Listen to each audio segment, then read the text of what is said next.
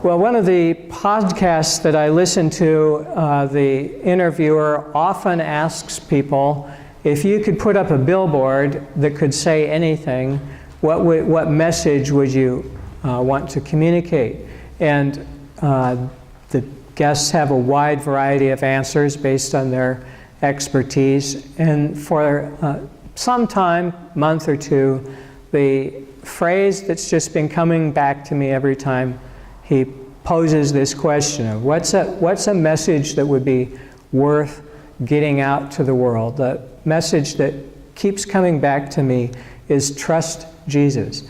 And this answer wouldn't fit this particular podcaster's audience very well because it's a very broad audience and it skews definitely towards Eastern or atheistic practice.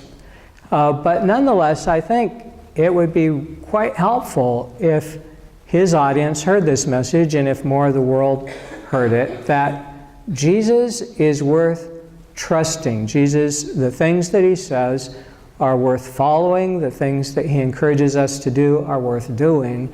And the only way that you'll discover that is by taking a step of faith and trying it out. Running an experiment, seeing, okay, if I do what Jesus says, how does that work out? What happens? So one aspect of trusting Jesus is to do what Jesus says.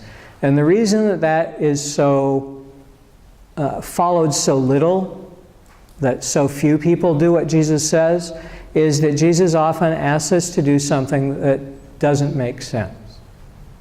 So then we get to decide, will we trust our sense that this is what Jesus wants, or will we trust the facts that we've accumulated over our life that we believe in? And many people are far more interested in trusting the facts that they have come to know and rely on than they are in trusting Jesus. Well, facts, if you've been around a while, you know they can be manipulated, they can be misunderstood, they can be underrepresented. There's lots of ways that we can think we know the facts and be completely wrong. Maybe because we're missing one piece of information, maybe because we've been trusting sources that aren't trustworthy, or on this particular thing they've made a mistake. But many people who rely on the facts don't recognize or realize that facts are only as good as they live up to their title. In other words, they're not opinions, but they are actually facts. And that they're current, and that they encompass the whole truth. So there are many people who have some facts, but their perspective is warped because they've narrowed in on just a tiny little part that they're looking at, and what they're describing is correct, but it's not the whole. So there's plenty of people who have a particular vision of America without knowing what the whole is like, or a particular vision of Jesus, or of mathematics, or of any field, anything that you can observe. A number of people think that they're observing something correctly, and they are, but they're not observing the whole. So, what's something that Jesus might say to you? In today's lesson from John 21, Jesus tells the disciples, cast the net to the right side of the boat, and you will find fish. There are a number of occupations where the people who are in those occupations tend to be more superstitious than the general population. Fishing is one of those. Baseball is one of those. So if you've got a favorite baseball player, he probably has some twitch or something in his pocket or something that he has to do or feels he has to do before every time at bat, before every pitch, before every inning, before every game, whatever. Because it worked out that way once, and it was successful. And just in case that's how it always works, he doesn't want to blow it. So he's going to do his part by tapping the right spot or doing whatever the magic that this ball player has come to believe in. If you've been out with people who fish, you know that many of them have a magic lure. And what happens with a magic lure? Well, it only works some of the time. So then you have to develop a theory of why it didn't work this time, because it's clearly magic. So this is a magic lure that you have to use the first 5 minutes you're out in the boat, or it's no good. Because if you try it after that, then it may or may not work. And it's possible that some of you have already heard in that story something in your lifetime that is just as silly. Someone who has decided in business, in schools, in your life, well, we have to do it this way because we got lucky once by doing this.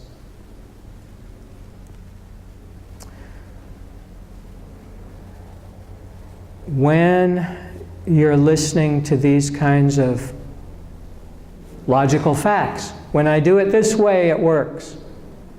And then it doesn't work, so I have to expand my definition with more rules. That's how Congress works. That's how the Pharisees work. People who want their religion to be made of rules. That may be how your occupation works. An ever-growing library of do's and don't regulations. Jesus, when you encounter Jesus and you get an inspiration from Jesus, it won't make sense to you because because Jesus doesn't need to tell you things that make sense. You already believe those. So there's no reason to tell you. It would be good to vote if you're already voting. There's no reason to tell you you should never get in debt if you know that already.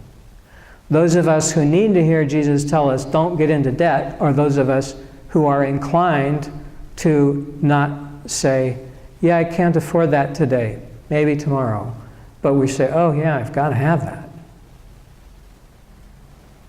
When you don't. When I was growing up, there's a lovely catalog this size from the Sears Roebuck Company, and at Christmas time, it was the best ever. Because the opening pages, all of them were filled with toys. One toy after another. And it was wonderful because it was, if you were living in an outside community, which is what Sears catered to at its beginning, you could see things you could never see unless you went into a big city, and who could ever do that? So for people out in the outlying areas, whether that's the Dakotas or Alaska or Hawaii or wherever, Sears delivered pictures of things you could not find anywhere else or even imagine except in seeing this catalog. Now, for a kid, everything was fair game because the kid has no budget, and so everything must be okay. An adult looking at those same pages with $30 could choose from one thing or another, but not get it all. There was a limit. An adult with no income could look at the catalog longingly, but after a while, if the adult has any sense, the adult doesn't look at the catalog anymore. I don't have any money, so I have no need to look. There's no reason to divide my heart, to desire something I can't have. So being in a state where you had no money and recognized that, it was easy to not look. The hardest spot was to have a little bit of money so you could get one or two things when there were thousands that you'd like to have. Many people are trying with their resources to buy from a galaxy of tempting things, things that are not especially good for them. They haven't yet been in enough cycles to realize that. So at the moment, it still looks incredibly dazzling.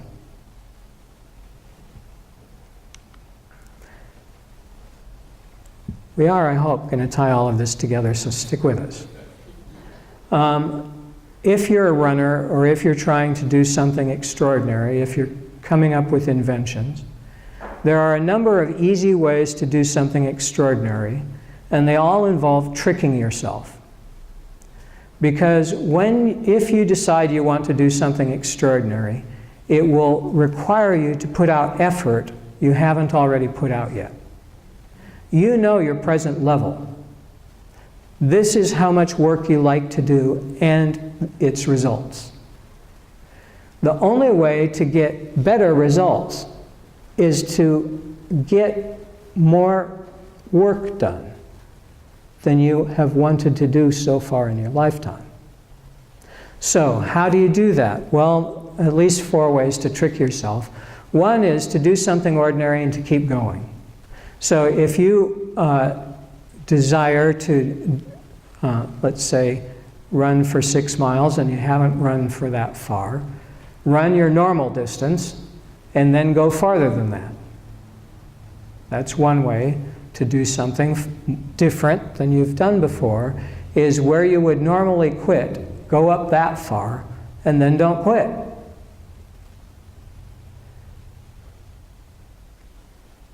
Some of you, you're willing to talk to somebody about Jesus about once every 10 years.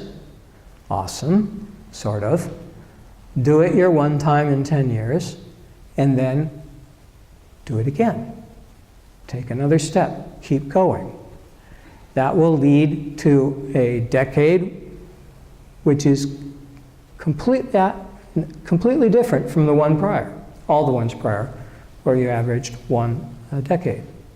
So do something ordinary and keep going, or get lost and keep going. Sometimes the easiest way to do something you hadn't intended, or to do something greater than what you intended, is to go out, find yourself lost, and keep going and discover something new. Or if you're running, go in a neighborhood that's full of cul-de-sacs and sort of a maze, and start running, get lost, and then you still have to get home. You'll be able to do more. Or, this is especially helpful, work with someone better than you. If you're not good at talking to people about Jesus, find somebody who is and say, can I hang out with you for a little while? I need to get better about talking to people about Jesus. I want to watch how you do it. Can I just hang out with you for a little while? Get in the presence of somebody, maybe your deal is formulating math equations. Whatever it is, get with somebody who's good at that, hang out with them, see how they do it. And they may be flattered and allow you to watch, but if they're any good at all at coaching, eventually what they're going to do is they're going to say, okay, it's your turn. And you will know inside that they are wrong. It's not your turn. It's their turn all the time. But they'll help you to do something that you've never done before. And no matter how badly it goes, they'll coach you. Hey, parts of that were great. Let's work on these other things. When you get with somebody who's a faster runner than you are, and you go running, you'll be able to find out, oh, I actually can step it up a bit. Now there's still a limit, but you can go faster than you thought you could. And one of the easiest ways to discover that is to go with somebody who runs faster or longer than you do. Fourth way, decide once and for all. Many of us are deciding every time we encounter something. Every time we come to a temptation, we're deciding, am I going to cave to this or not? And far better if we've decided once for all, yeah, I'm never doing that. Then when it crops up, you don't have to think, oh, I wonder. No, I've already decided that. I'm never doing that. So for you, it might be watching television so you can make a more productive use of your life. Yeah, I'm never watching TV. That's very different from deciding, am I going to spend the next hour, half an hour, weekend watching or binge watching this TV? That's a decision that needs to be made over and over and over again, unless you decide, yeah, for this season I'm not watching any TV. So, which would you prefer to hear from your spouse? Hey, I love you, babe. That's nice. Would you prefer that or this? I will forsake all others and love you alone, for the rest of my life. When you put them side by side by that, you see, oh, the first one, well, it's awesome. So glad that you're vocalizing your love for me, but that's not the kind of commitment that I'm hoping for. I'm hoping for the kind of commitment that it doesn't matter how much temptation you face. I've already decided that. Yeah, lovely, you look beautiful, you're very tempting, but I've already decided. I've already made my choice. I'm with someone else. It doesn't matter what you do. So when you decide, and decide completely, that can help you, propel you into things that you would not do otherwise. I will lose 10 pounds no matter what.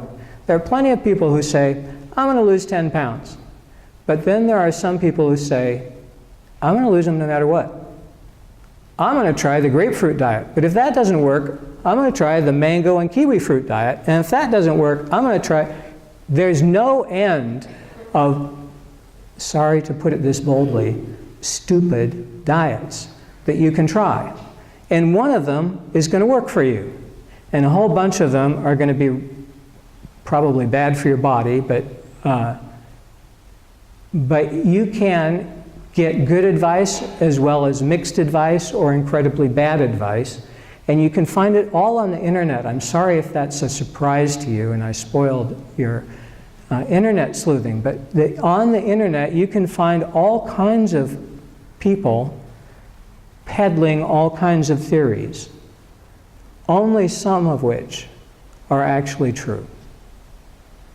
Some of their theories are true for them 20 years ago. Some of the theories are actually true for you today. I will never take drugs.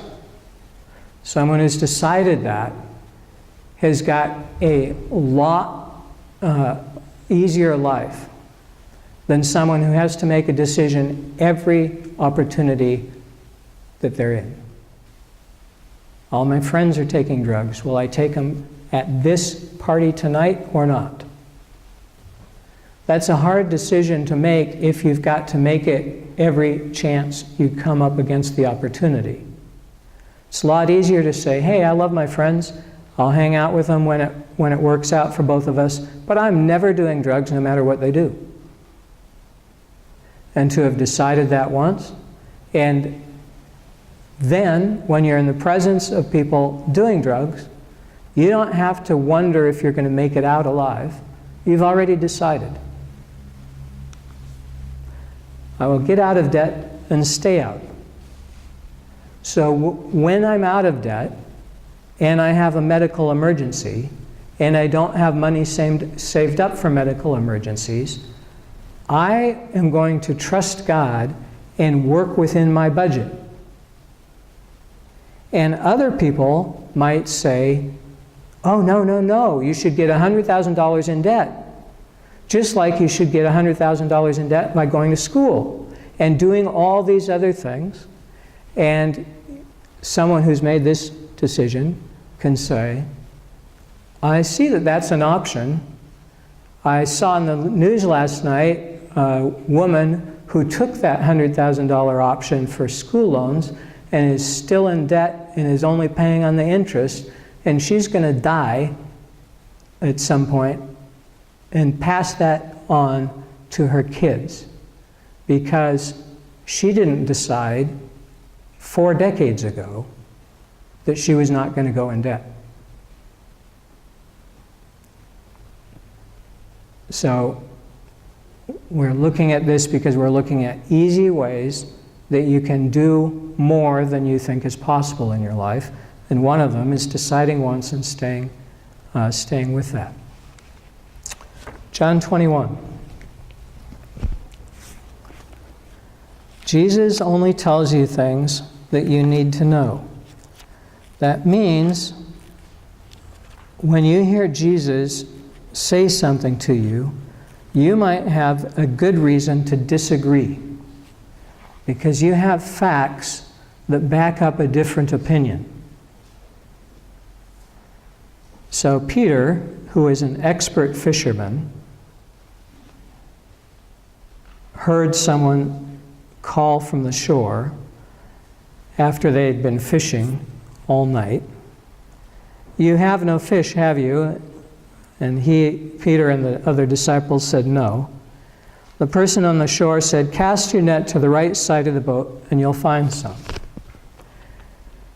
There are actually some fishermen who are so superstitious that they think, well, if the right side of the boat doesn't work, I'll try the left and that'll be different. But most of us know there's zero difference from the left and the right side of the boat, right? Peter sitting in the boat knows there's no difference from one side or the other. Peter is the expert. And the guys in the boat with him are also, at least half of them are also expert fishers.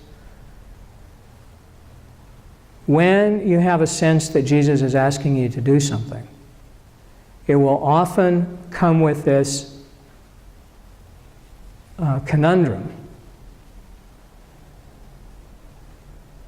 Jesus is asking you to do something that you realize makes no sense at all.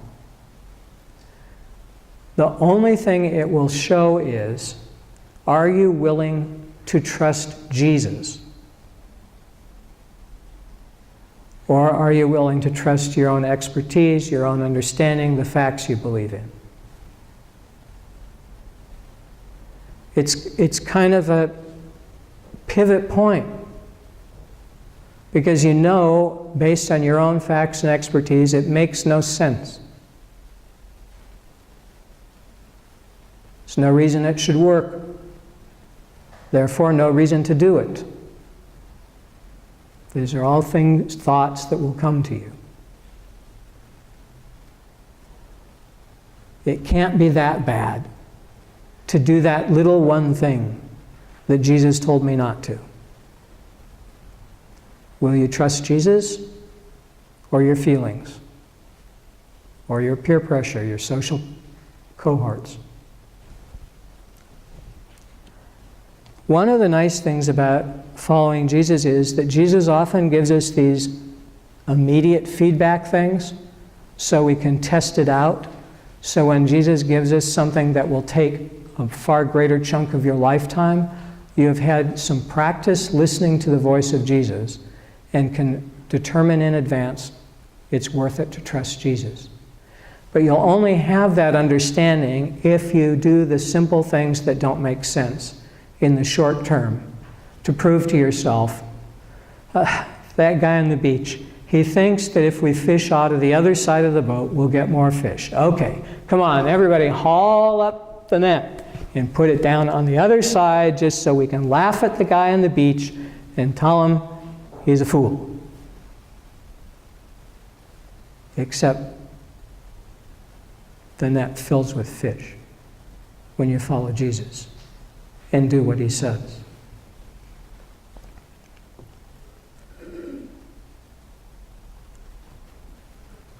If you're a fisherman, you may develop a superstition about that. But what would be ideal would be if you recognize what actually works in that situation is not the right or the left or the fish all night and then try a different side. No, what works is listening to Jesus and doing what he says, which I guarantee you will be inconvenient and opposed to the people you're running with and their expectations. And it will go against the things that you think you know. It will give you a chance to prove. Do you trust God? Or do you trust you and your friends and circumstances and the television and lots of other things except God who loves you? We're going to take a moment for prayer.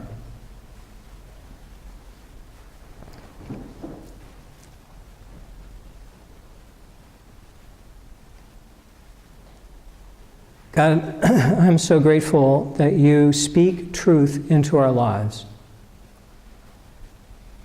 And that as we hear and filter that against what we think we know, that you have mercy when our first instant reaction is often, no, I'm not doing that. That makes no sense.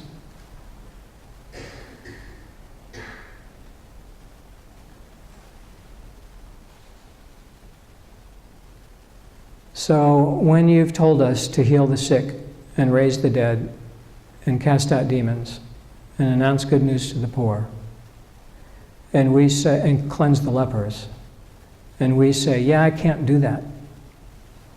And Jesus says, in me you can do anything.